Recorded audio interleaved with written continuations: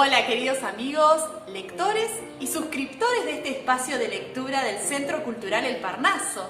Les damos una vez más la bienvenida a este espacio entre libros y lecturas. Como ustedes podrán apreciar detrás de mí, tenemos la mayoría de las obras que hemos abordado en este año, que junto a la compañía de varios lectores hemos también compartido por este medio, por este canal. Y en el día de hoy les traemos con mucha alegría una nueva obra, un nuevo libro, que es La colina de Watership de Richard Adams. Este libro clásico, publicado en el 1970, según el periódico The Saturday Telegraph de Inglaterra, cuenta de una maravillosa historia de rebelión, exilio y supervivencia. El título, La colina de Watership o The Watership Down, en el original en inglés, se refiere a una colina en el norte de Hampshire, Inglaterra, cerca de la zona donde creció el autor Richard Adams. El autor la contó por primera vez a sus hijas durante los largos viajes en automóvil.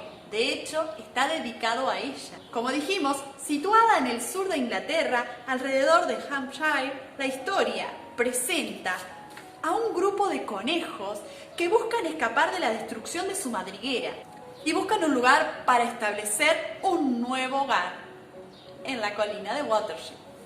Y encuentran peligros y tentaciones en el camino, tanto procedentes del entorno, de los humanos, como también de otros conejos. Evocando temas épicos, los personajes principales, los conejitos, aunque se presentan desde su ambiente salvaje, natural, son humanizados y poseen su propia cultura, lenguaje, proverbios, poesía y mitología. Como dijimos, la obra es un clásico literario para todas las edades, a pesar de que el texto en oportunidades se ha catalogado como narrativa infantil.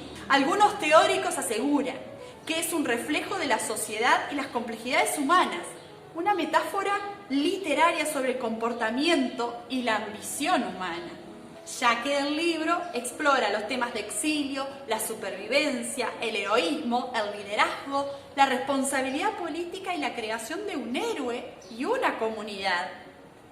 Las descripciones de Adams acerca del comportamiento del conejo salvaje se basan en la vida privada del conejo, libro creado por el naturalista británico Ronald Lockley en 1964, galardonada con la medalla Carnegie de la American Library Association y el premio del Reino Unido al libro infantil Guardián. La colina de Watership ha sido descrita como una alegoría de las luchas eternas entre la tiranía y la libertad, la razón y la emoción ciega y el estado individual y corporativo. Basada en esta obra se creó una película en el 1978 y recientemente una serie de Netflix lanzada en el 2018 bajo el mismo título de la novela. Una característica interesante de la obra es que el autor le otorga un idioma particular a los conejos, que es el lenguaje lapino. Hacia el final de la obra, el autor lo comparte en su glosario. Es un lenguaje ficticio creado por el autor, utilizadas principalmente para nombrar a sus conejos, sus personajes mitológicos y objetos en su mundo. El propio nombre lapino proviene de la palabra francesa para conejo. Y acerca del autor, como tenemos aquí en el libro, Richard Adams nació en Inglaterra en 1920. Procede de una antigua familia de granjeros, aunque su madre, su padre y su abuelo fueron médicos, pero nunca perdieron del todo el contacto y el gusto por la naturaleza. Richard Adams fue el menor de 4 hermanos, pero pronto murió el inmediatamente mayor que él, por lo que la diferencia de edad con sus otros hermanos mayores hizo de él un niño solitario y que se entretenía jugando con su imaginación y con los pequeños animales del campo, con las flores y con los pájaros. En aquellos primeros años de su vida nació su profundo amor a la naturaleza y a los animales. En el colegio al que sus padres le llevaron, recibió una educación clásica a base de latín y griego. Tampoco allí se mezcló con otros muchachos de su edad y siguió siendo un niño solitario. Más tarde comenzó su especialización en historia, pero pronto descubrió que su verdadero interés estaba en la historia natural. Cuando ingresó en el Worcester College de Oxford, sus estudios se vieron interrumpidos por la guerra.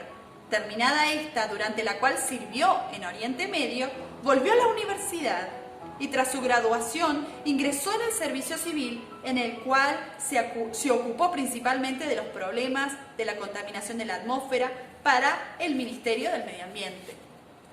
Un día comenzó a escribir un cuento de animales para sus hijas.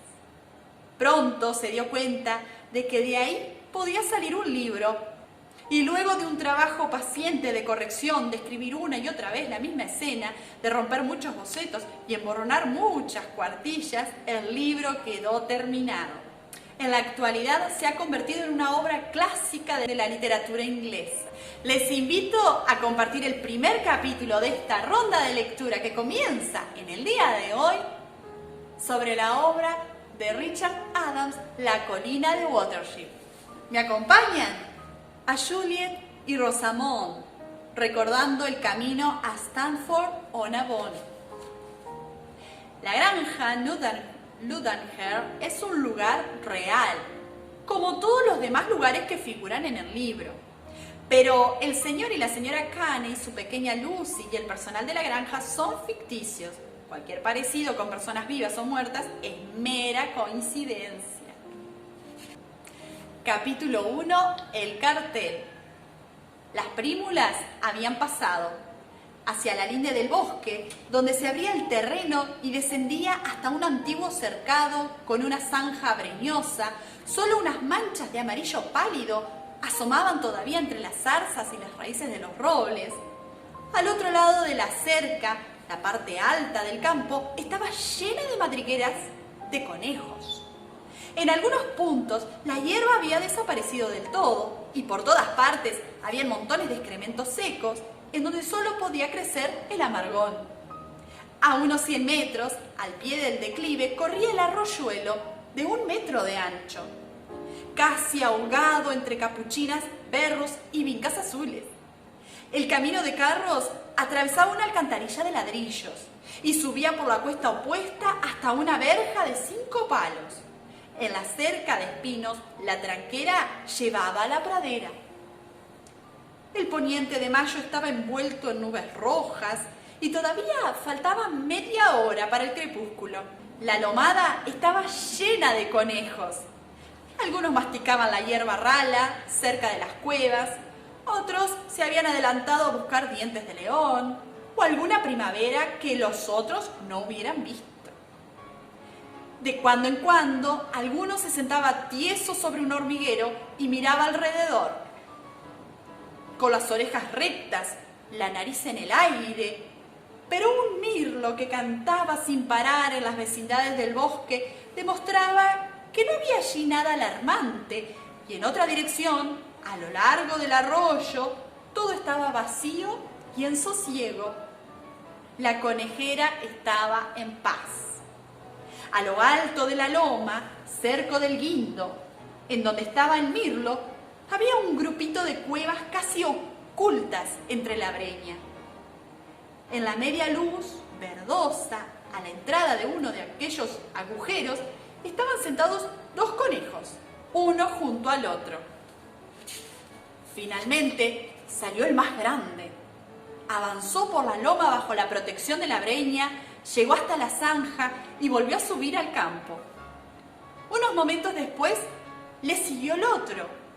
El primer conejo se detuvo en un pedazo de terreno soleado, se rascó la oreja con rápidos movimientos de la pata trasera. Aunque era adolescente y no había alcanzado todo su peso, no tenía la expresión acosada de casi todos los merodeadores, es decir, el grueso de los conejos ordinarios en su primer año, que careciendo de antepasados aristocráticos o de tamaño y fuerza de sus hados, son rechazados por sus mayores y viven como pueden, con frecuencia al aire libre, en el borde de la conejera. Este conejo parecía capaz de defenderse. Tenía un aire perspicaz y animado, mientras seguía allí sentado, mirando en torno y frotándose la nariz con las patas delanteras. En cuanto se convenció de que todo estaba bien, echó hacia atrás las orejas y se puso a trabajar en la hierba. Su compañero parecía menos tranquilo. Era pequeño, con grandes ojos de mirada fija y una manera de levantar y dar vueltas la cabeza que sugería, más que precaución, una especie de tensión nerviosa incesante. Su nariz se movía continuamente y cuando un abejorro se acercó zumbando a una flor de cardo detrás de él, se estremeció y se volvió de un salto, haciendo que dos conejos cercanos salieran corriendo hacia los agujeros, antes de que el más cercano, un macho con orejas de puntas negras, lo reconociera y volviera a su comida. Oh, es solo Quinto. Vamos, Manzanillo, ¿qué me estabas diciendo? Quinto, preguntó el otro conejo, ¿por qué le llaman así? Hubo 5 en la camada, ¿sabes? Fue el último y el más pequeño. Es raro que no le haya pasado nada hasta ahora. Siempre he dicho que un hombre no puede verlo y que a un zorro no le interesaría. De todos modos, reconozco que es capaz de mantenerse a salvo. El conejo pequeño se acercó más a su compañero balanceándose sobre las largas patas traseras. Vamos un poco más lejos, Avellano, dijo. ¿Sabes? Hay algo raro en este atardecer en la madriguera. Aunque no podría decir con exactitud qué. ¿Quieres que bajemos al arroyo? De acuerdo, contestó Avellano. Y búscame una primavera. Si tú no la encuentras, nadie la encontrará. Le precedió por el declive y su sombra se extendía detrás de la hierba. Llegaron al arroyo y empezaron a olfatear y a humear y a hurgar cerca de la huella de las ruedas en el sendero. No pasó mucho antes de que Quinto encontrara lo que buscaba.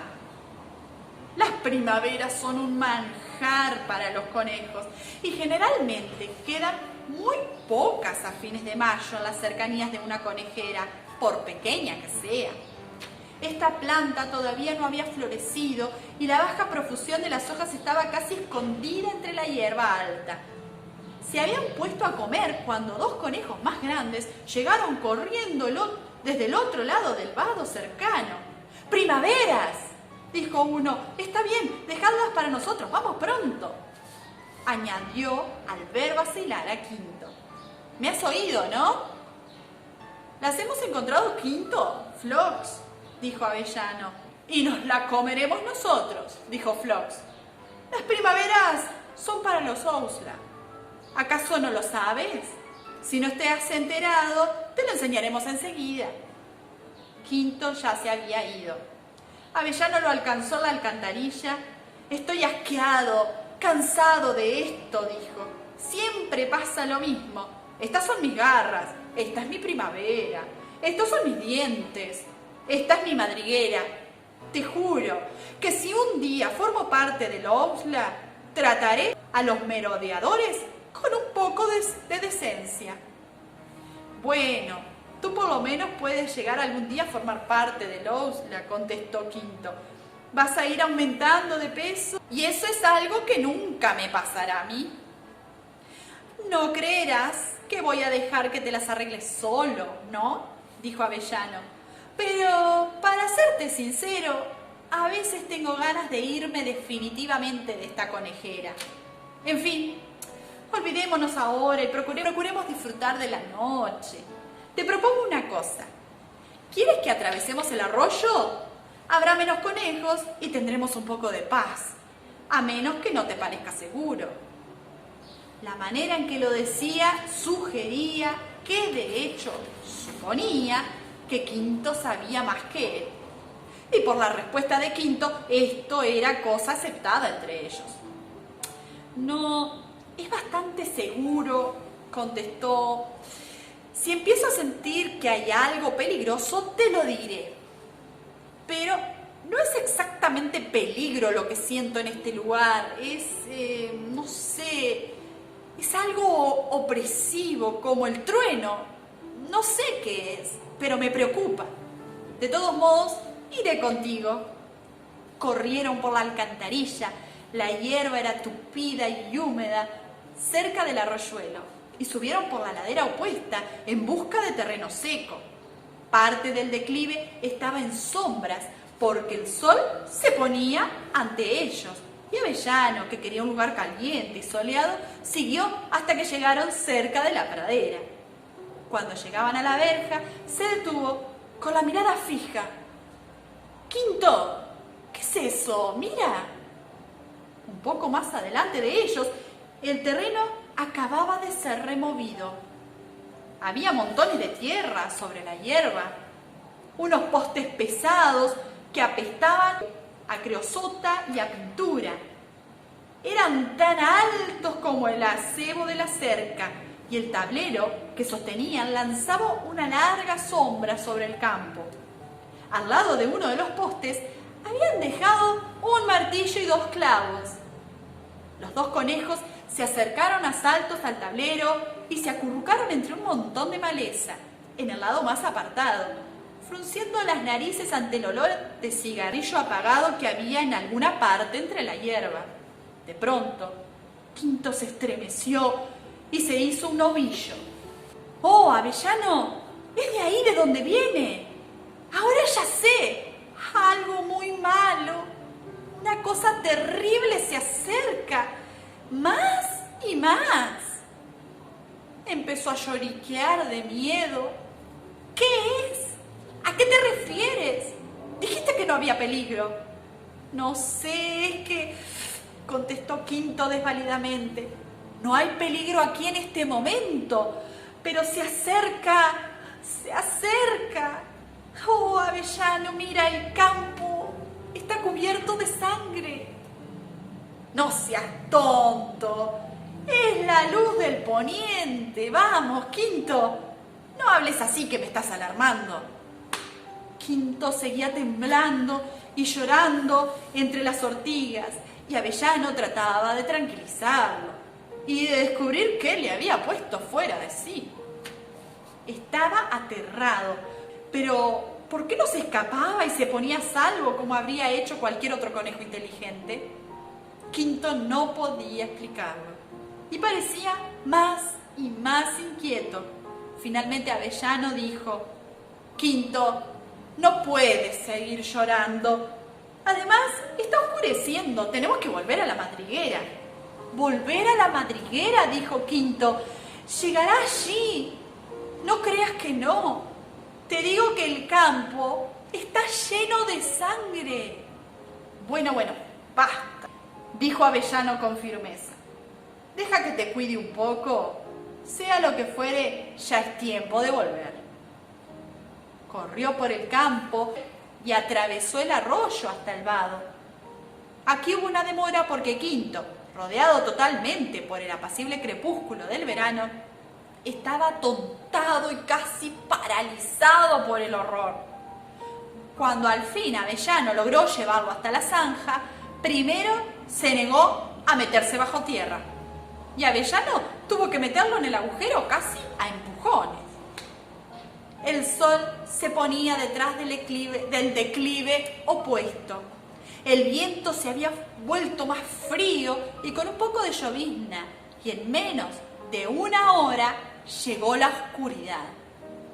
Todo color se había desvanecido en el cielo, y aunque el gran tablero junto a la verja crujía ligeramente en el viento nocturno, como si quisiera decir que no había desaparecido la oscuridad, que estaba firmemente allí donde lo habían puesto, no había ningún transeúnte para leer las letras nítidas y duras, que cortaban rectas como cuchillos negros la blanca superficie. Las mismas decían: «En esta propiedad idealmente situada, que comprende 2 hectáreas y medias de excelente terreno para edificar, se levantarán modernas residencias de lujo, construidas por Such y Martin Limitada de Newbury, Berkshire.